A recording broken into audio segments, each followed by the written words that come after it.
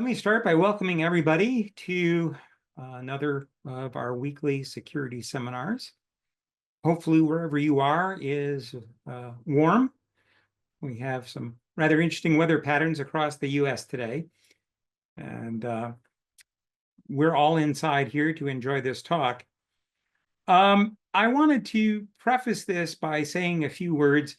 Many of you attending the seminar are from outside the US, or even within the US, you may not have familiarity with too many people who are in the US military. But one of the interesting facets is that our uniform military branches encourage education. They value it highly. And this is not true of the military in every country, but it is in the US. And they also encourage graduate work. So that for instance, the Army, nearly half of all of the officers have a master's degree or better. And across the military branches, better than 80% at field grade and above, which is at the level of major or lieutenant commander in the Navy, at that level and above, have at least one graduate degree. There are some general officers I've encountered who actually have 2 PhDs.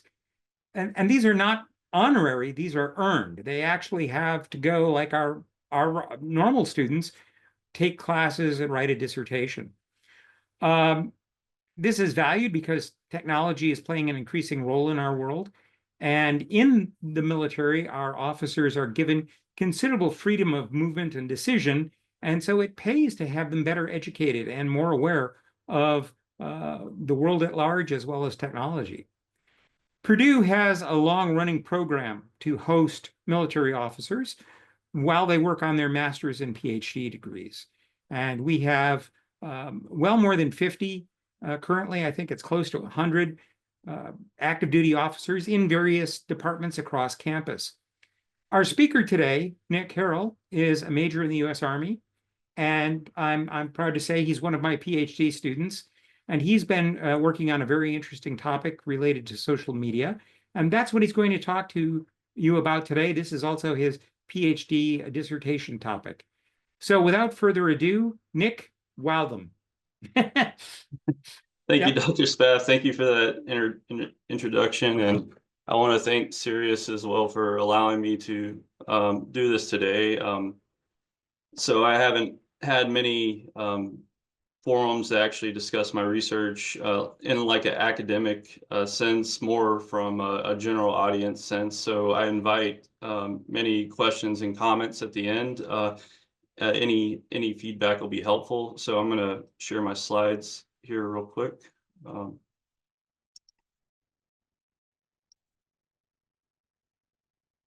right, can you see my slides? Yep. All right, I want to start out first by saying the views expressed here are my own and do not necessarily reflect the views and policies of the U.S. government or organizations I'm affiliated with. And so I want to start out with my title, Mechanisms of Virality in Online Discourse. And so when I talk about mechanisms, I'm discussing the processes and the different driving factors that lead to virality. Now, within a social media environment, it's very hard to establish causality, but you can look at different parts of the information environment and see if similar things are driving the same response to try to establish some kind of causality. And my motivation for doing this research originally started with, trying to curb disinformation that was online. And then the more and more I started looking at this issue, I realized by just trying to focus on disinformation or misinformation, you're missing the broader picture, because virality can be used for many purposes and not necessarily bad. So we can't look at it from the, just specifically a nefarious purpose, or we're going to be missing a lot of the underlying factors that may be driving it. So at first, just as a kind of attention getter, I'm going to start off with a couple of examples here. And so this one is mainly dealing with a current trend that's going online with Starbucks and McDonald's. And since the beginning of the Ukraine-Israel conflict, there's been a grand effort to try to disrupt certain companies that allegedly support Israel's cause. Now, this is just here as an example, is a situation where one entity might want to basically downgrade the view of an image of a company in order to cause issues or potentially cause their stock price to fall or for them to lose value overall cost wise. In this specific case, though, it provided an opportunity to show the audience here that at the beginning of the war, all right, so let me back up. This organization that drove this specific trend here has actually been around since 2005, well before this recent conflict has happened. However, we can see that as soon as the conflict kicked off, there was a dramatic spike in interest over these two subjects, boycott McDonald's and boycott Starbucks, and we can see more so Starbucks. And there's many news articles generated. I put an example of one down here in the left from NBC News. And basically during the same period of time, this news article was released. There was also 7,000 TikTok videos, and this is November 2023, and 51 million views on TikTok. So this gained a lot of interest. And as I said before, this correlation doesn't necessarily mean this is the reason why Starbucks or experience some detriment during this period. However, we can see many instances of this, and if you wish to search this yourself, you will find a lot of media generated by these hashtags or by these themes. And in this example, I just wanted to show this one because this one's unique. This is actually a way a company took advantage of virality in order to reinvigorate their image. In 2018, February, KFC had a Kentucky Fried Chicken had a issue with their supply chain in UK, and there was many restaurants that ran out of chicken. So many customers were very upset by this, and it degraded their value. And so in order to reinvigorate their image, they pushed out an ad campaign, as you see in here, and they had it published in two of the national newspapers, and it was an empty bucket of chicken saying FCK, and this went very viral, and it may have helped reinvigorate some of the company's image. In this case, that would have been Yum Foods. So now that I've given you a couple of examples of why virality is a very important subject, I'll introduce myself a little bit. So Dr. Spaff already hit on this, but I've been in the Army for 18 years. I'm currently a major. I've served in the Middle East and the Pacific as a network information systems engineer, and also as an information assurance security officer. Most of my jobs and roles have always been based in information security, whether it's been applied or dealing more with structuring military policy. And my research interests are natural language processing and indicators of virality in online discourse. So I've been researching many different methods to deal with extraction and inversion when it comes to text embeddings.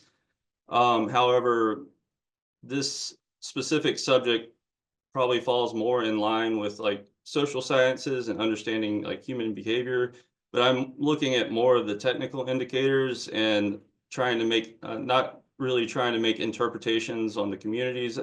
My research does make like high level interpretations, but that's just to delineate one community from another and so on. And since I have been studying here at Purdue, I've become self-professed in, open source intelligence techniques and web scrapers, and I was sort of dealing with the time when APIs were either becoming expensive on social media platforms for extracting data, or it was just completely not allowed unless the platform allowed the specific type of research topic you were talking on. And I and some of my colleagues and I wrote a paper in order to help researchers understand some different ways that they can collect information. Now, at the time, I was accessing X from the public domain. I didn't even have to go to their sites to run my queries. But as I was writing, or actually as this paper was getting published, X made it to where you had to log in to get to their advanced search query page. So just a caveat on this paper: always abide by terms of services for platforms if you look this paper up. And then also my family, I have a wife and 3 children. I have a 17-year-old son, a 13-year-old daughter, and I have a 7-year-old son. It's quite a space there. And I also have a cockapoo named Blue. And going back to that second to last point, if you do try to apply for research for Meta or X, you'll probably get some kind of response like this. And I've gotten several of these responses followed by your research doesn't fit, our criteria.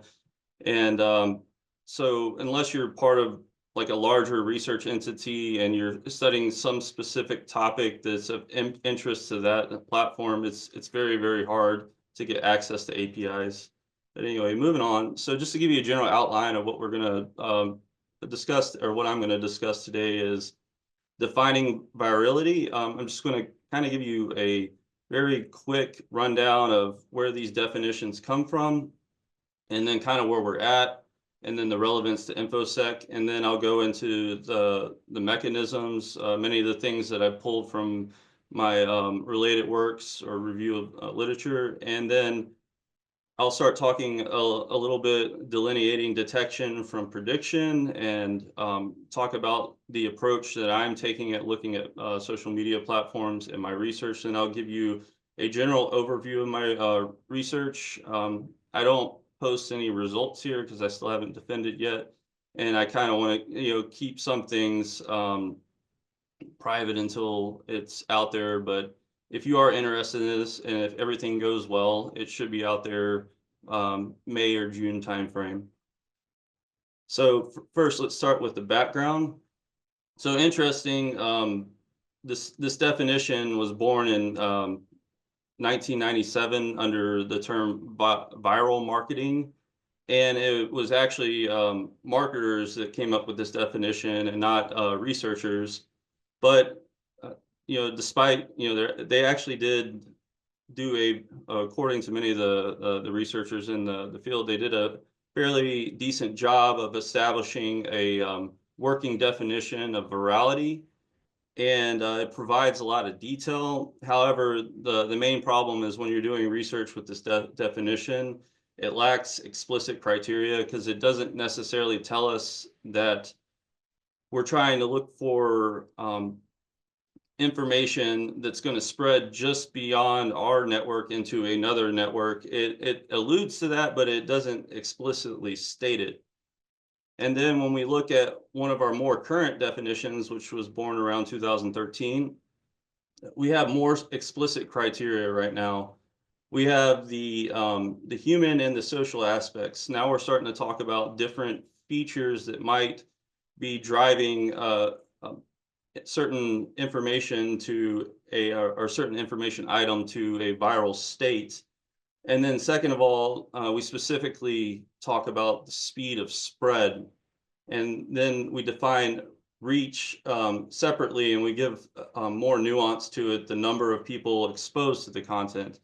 And if you read into this paper more, they start talking about like the potential exposure based off of certain variables if this information was released in a certain part of a network, what is the potential that it would be that another user would, how many users would see it? And then that gets into the reach. And when we use the word distance, we're not necessarily talking about just like just like Euclidean distance. We're talking like intermediaries. How many intermediaries do we have to go through in order to spread this information? There's different ways, different metrics for defining distance, but this also sort of gets into the problem with this definition. This is also not clearly, defined or explicitly stated. And a lot of researchers within the last 3 days have been very skeptical about this definition. And I'll show you here what one researcher said about it, and actually kind of redefined it to a certain extent.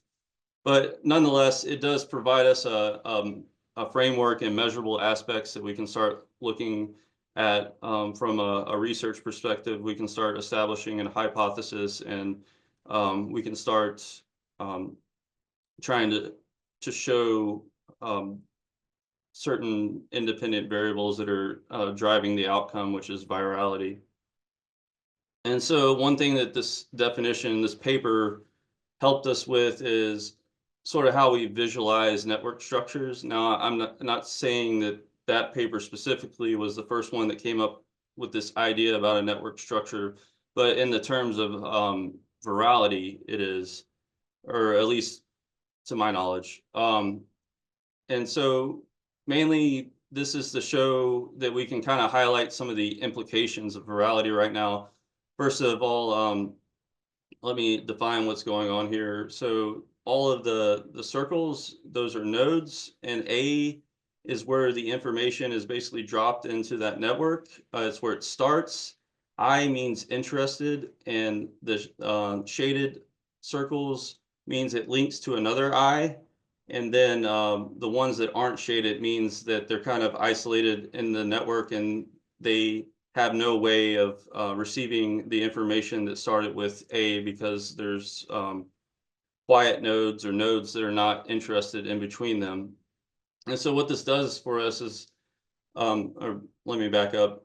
Also, a node can be one person, a bot, or an entire network. And so what this does for us, now we can start to conceptually visualize nodes and start to try to understand the edges of each one of these networks and the maximum exposure. And you can think from like a marketing or advertising perspective, this is very, very beneficial. But even in information security, this is very beneficial too, because now we can start looking at, communities that have the potential to cause a hazardous outcome. And I'll talk more to that here soon. And then also we can develop better dissemination strategies. And so I just put this slide here for a network, sorry, as an example to show the potential of what we can map now. Now, building these type of network maps can be useful for certain analysis. However, this is a static state, and trying to do something this grand of scale in a like in a temporal fashion or longitudinal fashion would require an extreme amount of computation. However, if we want to highlight something in a static state, we can study a network map like this. Now, this one's mapping media networks together using text similarity scores. But this is just to show we can keep expanding or increasing our degree of scope in order to see, even the weakest of links, out here on the edge, and how they ultimately connect to the more larger nodes that have, basically extremely large networks. So this is where I'm at right now as far as definitions. This is the most up-to-date one I found. And the argument in this paper is that many of the previous definitions we have struggled with because we've been looking at it from like a physical word of mouth and also a digital concept. And basically, the author alludes to that this is, you know, strictly mainly just a digital concept. And there's a lot of good questions raised in this paper and skepticism. Like, what are we actually talking about when we talk about the spread of gossip, rumors, and viral messages? And if we really think about it, now we can share a piece of information. You know, we have one click shares now, literal message repetition. But what about when something's commented about or liked, and now we're looking at derivatives of the pieces of information.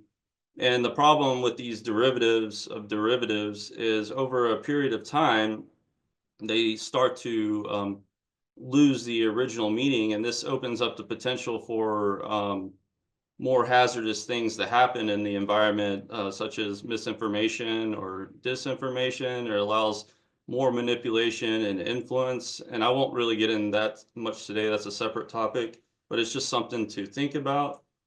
And then assertions, I've already stated that, but it's virality is not merely a digital word of mouth, but a fundamentally new mode of communication. And then also, one great thing the author stated was we should always be hesitant to give undue significance, you know, to basically what we're looking at when we're making statements about, you know, ideas or belief propagation, because we're really only seeing a small piece of the picture here. And unless you have like a large enough effect that you can measure, you can't um, you can't really give attribution to even even some significant results, depending on how many sample sizes you're pulling. A small effect doesn't constitute you know, anything that you should be really looking at because it has little predictive value. Um, anyway, this is discussed a lot in this paper if anybody's interested. So moving on to the relevance of information security. Now, most of us know what social media can do. It can be used for marketing, advertising, sharing information, and I know many of our security experts could tie this to the Parkerian hexad here or the CIA triad, but we're mostly talking about virality here. And what we care about most when it comes to virality is integrity and authenticity. And when we look at social media, we have to think about ubiquity. We have to think about anonymity and pseudonymity, many of the things that exist within social media. And it's not always easy to identify the entity that is propagating a certain piece of information. And many times, and this gets more into psychology studies, but authenticity is in the eye of the beholder. Sometimes entities want or people want to believe a certain piece of information because it's highly tied to their own social norms or cultural values, and this can become problematic on a larger scale when certain pieces of information are being propagated extremely fast. And then integrity, which this gets into like digital media, or sorry, digital literacy. It can be validated, but most of the time it depends on users. I've seen some efforts in order to try to, you know, curb the integrity problem. However, I mean, it's obviously, or sorry, it's still an issue today. And then if we want to think of it in purely like terms of cybersecurity, this is essentially masquerading and social engineering on a large scale here, and it's less risky and less costly. If we think of, you know, phishing campaigns or spam campaigns, it's usually targeting a very, very small audience. I guess you could argue that spam targets a large audience, but with social media, your maximum potential, if you think about it, is very large. As of October 2024, there's 5.22 billion users that are using some kind of social media platform. And if you think of the global population, that's 63.8%. And if you think of how hard it is to detect something in that large of environment, it's a very, very open environment for nefarious activity to happen. So getting into the mechanisms, this relates, more directly to my research. So let me check the timer. All right. So getting into the properties, these are many of the explored properties of virality that I've seen. Some of them are obvious, but to think about, for instance, like topics and themes, the definition of this is not really codified very well, because you could be looking at a very large area of a topic, such as a war in politics, but you can also dial that down to just looking at Russia, Ukraine, or you could be looking at some humanitarian crisis that's happening in Russia and Ukraine, and you can keep going smaller. So there's different levels that you look at. And the benefit of this for research is when you're trying to find, enough data points in order to test a hypothesis, sometimes you have to expand your scope, but sometimes your scope is so wide that it would be easy to find a statistical significance that could happen just because of something else that's happening in the information environment, because you're looking at so many different areas. So these are like important considerations. And then relevance or interest, going back to that original conceptual network structure that I showed you, you can see that, having nodes that are not interested in what's being talked about could be a blocking activity, and trying to change the form of the information in order to reach more audience could build more relevance. And there's been many studies that have looked at this, and actually there's much support for this, and some would probably think it's a very obvious one, but there's many pieces of research that sort of that decompose this down into smaller elements to make it more useful for detection purposes.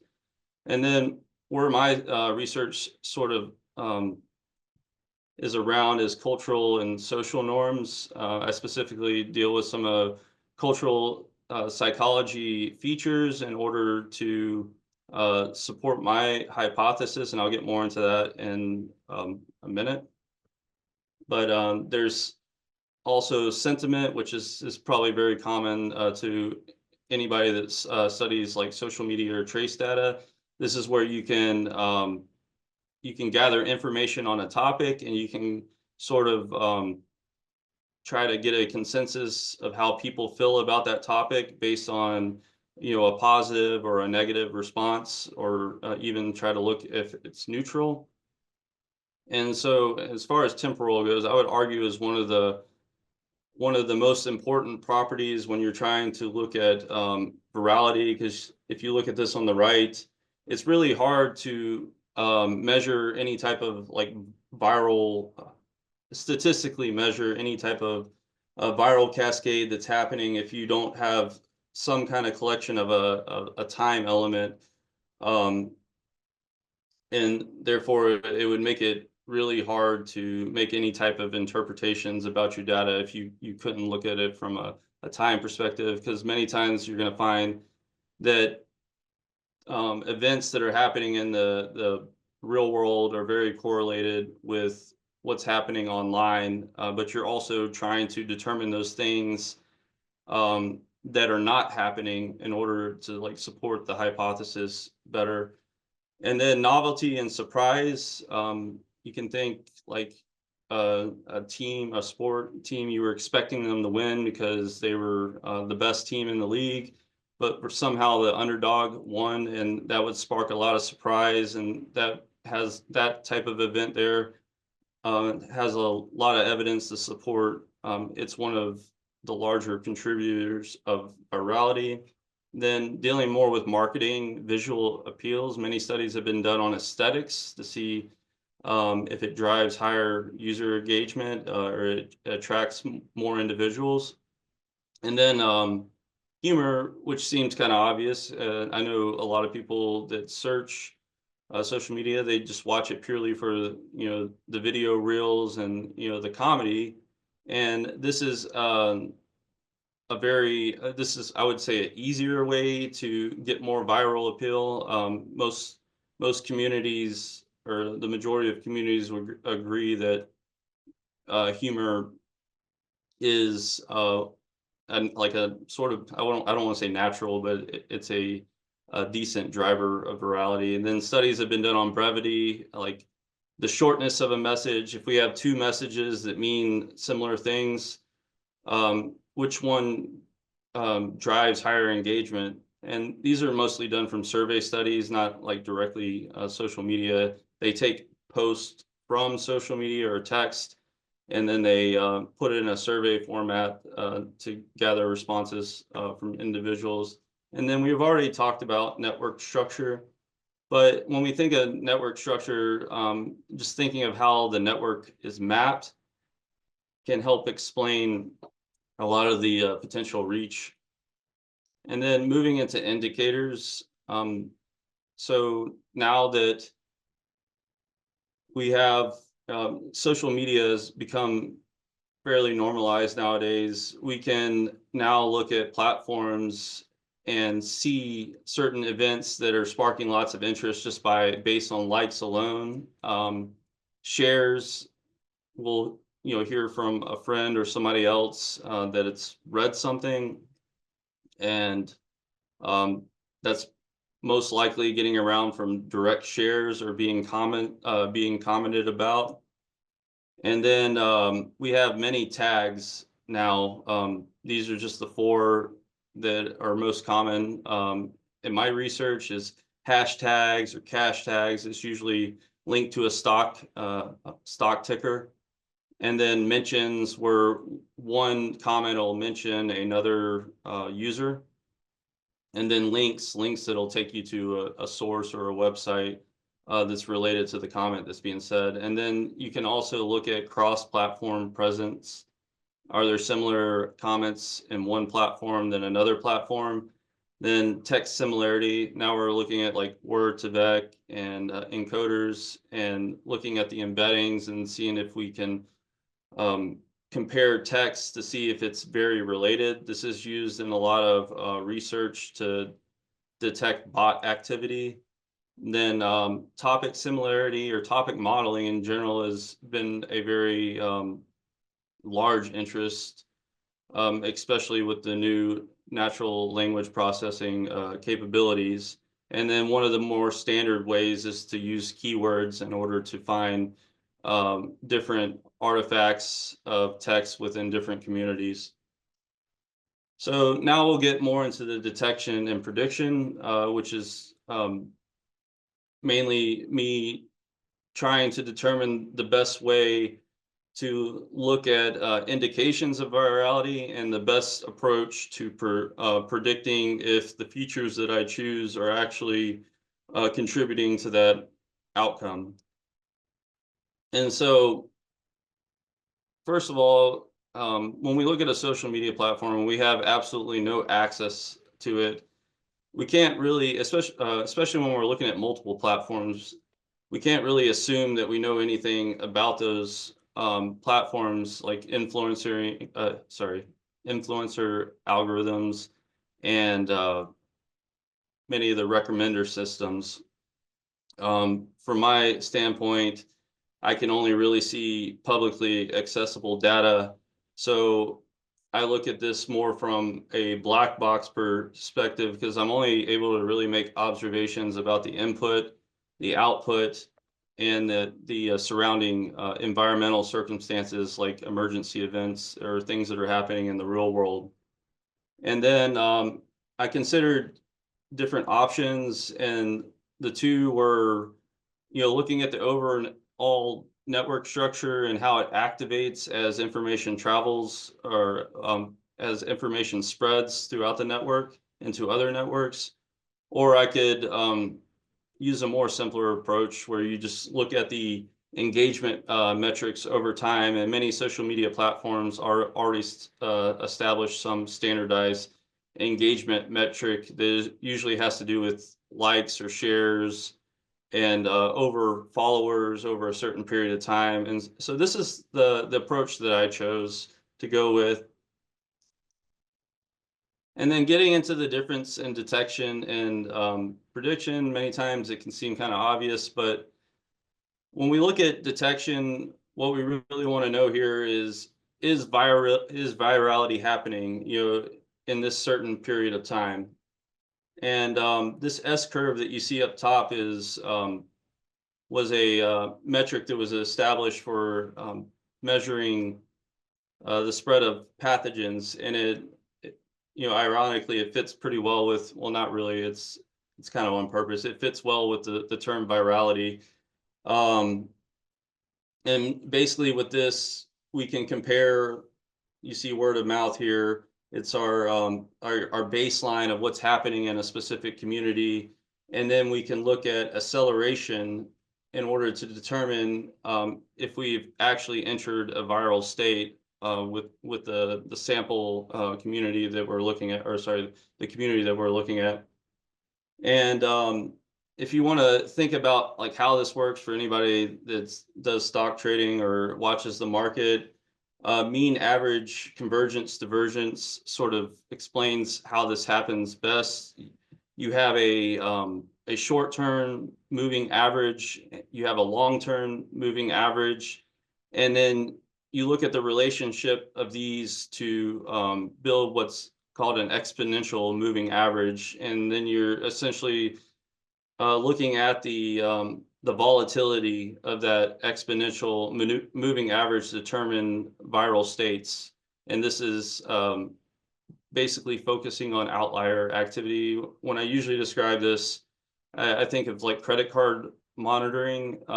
If you're out of state, you've never been to this place before, this could probably set off an outlier threshold that might cause your credit card to become frozen. And then the next thing you know is you have to call your credit card company or text them, or however yours handles the situation, in order to unfreeze. But then we get into prediction, and this is really problematic over larger networks, because a lot of times you get results that are really misleading. And so a way to alleviate this is, first of all, you have to know how to confine your topic community using certain metrics in order to weed out, or sorry, remove a lot of the noise that's within that community. And then second of all, you have to basically set a success criteria. And I'm talking more about effect sizes with statistical significance here. Like if it's a small effect, there's a good chance that it's probably being caused by something else in the network. However, if it's a moderate to high effect, there's a better chance that what you're seeing might have some explanatory power to it. And many of the papers that I look at related to this, they're usually looking at a very, very isolated community. And it's usually social sciences and political science that do a lot of these studies. So my proposal starts with, can we actually find like a set of features, that have enough explanatory power where we can make high level interpretations of different community profiles in order to like determine what topics are most likely being talked about within these communities. Then we can start to understand which communities have more likelihood of hazardous information presenting itself that could cause potential harm. So this is an overview of my research here. Check my time. All right. And so my research question is it possible to detect the potential for virality in a social media network by measuring changes in human value features of text over specific periods of time?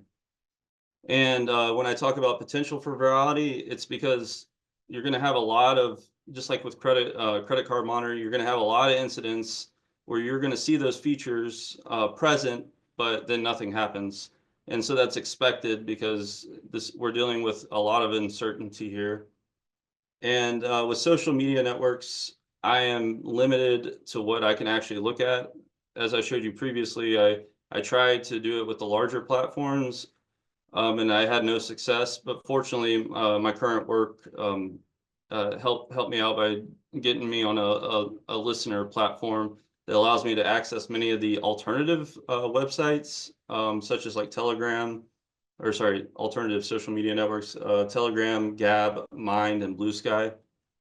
And because terms of service is very important, and I actually had to do an IRB to ensure that what I was doing was within ethical limitations, and the IRB found it that I actually needed to store my data sets in an encrypted folder using a cloud solution because they didn't want it to be accessed by the public.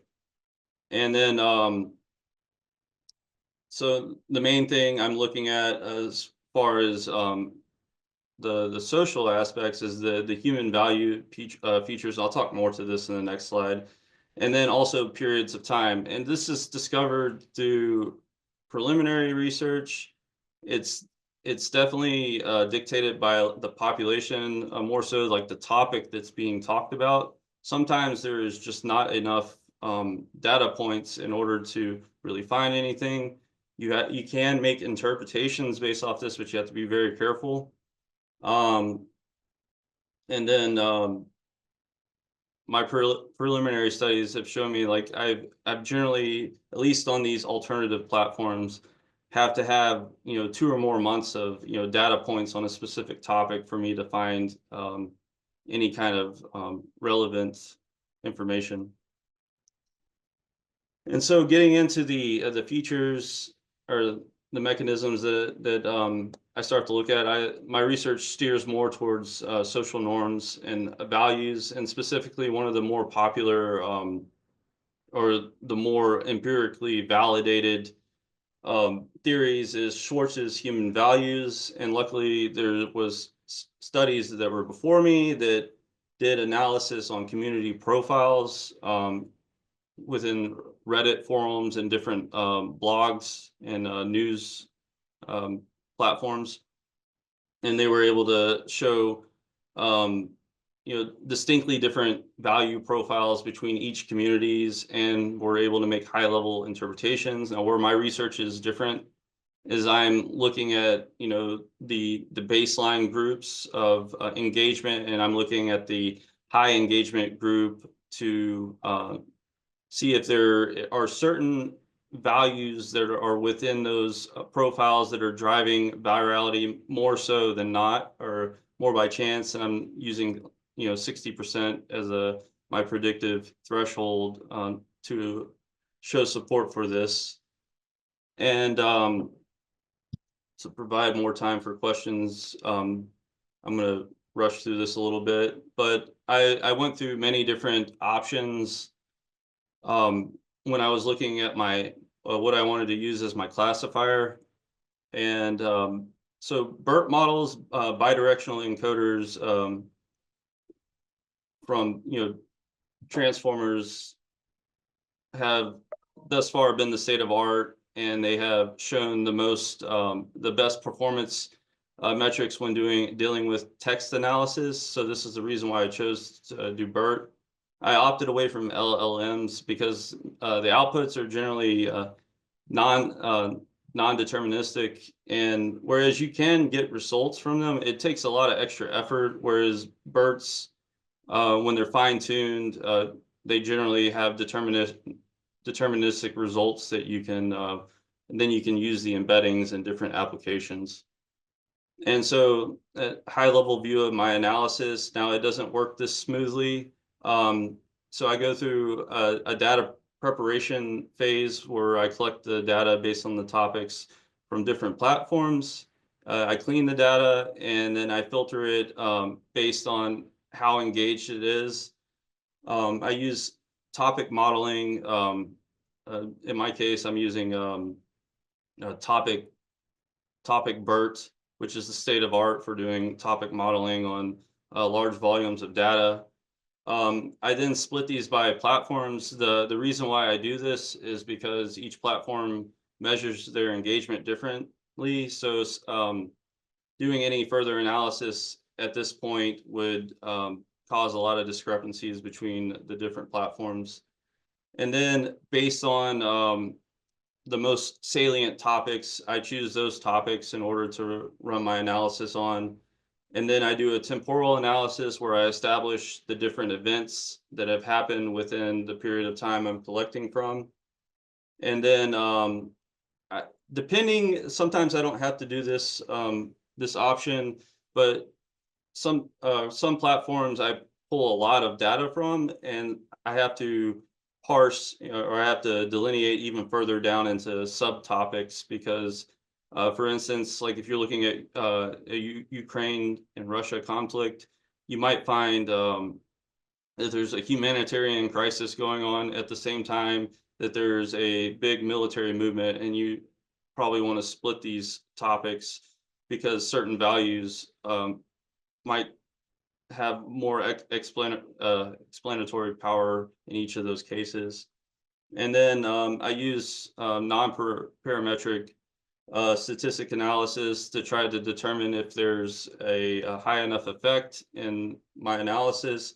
And then from there, I use random forests in order to determine the predictive capability of those features.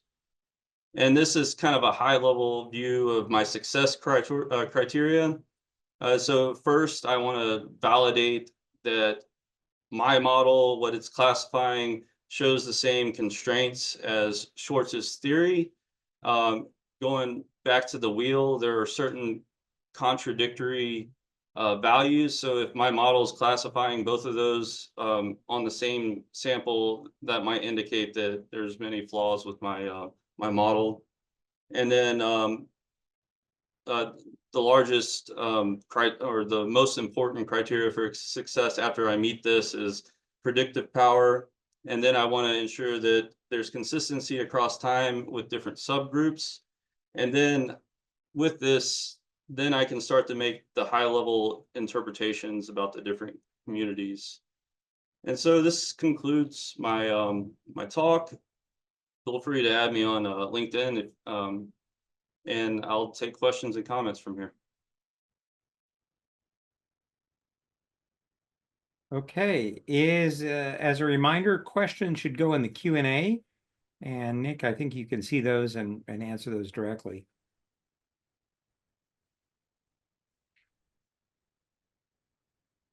So the first question is, sometimes virality is initiated or perpetuated by bots sponsored by hostile entities. Does your research specifically include or exclude these events? So initially, when I started looking at this, that's where that was where my research was focused. But I actually opted out of looking at bots because what you're going to find is well, it's hard to prove if it's a bot or not unless it's like just completely incoherent. But what you're going to find is there's a lot of bot activity going on social media platforms, and to try to look specifically at that instead of like the features that might be driving the virality sort of limits the scope of what you can do. And then you have to start looking at just bot activity, and now you're no longer looking at the high level topics. I hope that helps. The next question is, will your research give any guidance on how to create viral content potentially weaponize it. So unfortunately, despite intentions, no matter what type of research we do, it's always going to have implications of potential harm. So my opinion on this is that this is most likely already happening. There's a lot of books that suggest this. If you read about it, if you think about Cambridge Analytica that happened in 2016, there were organizations that were working in order to attempt to influence certain communities to feel a certain way about something. So my answer to this, it's most likely already being weaponized, and this is more of a motivation why we should be looking at this, if that helps.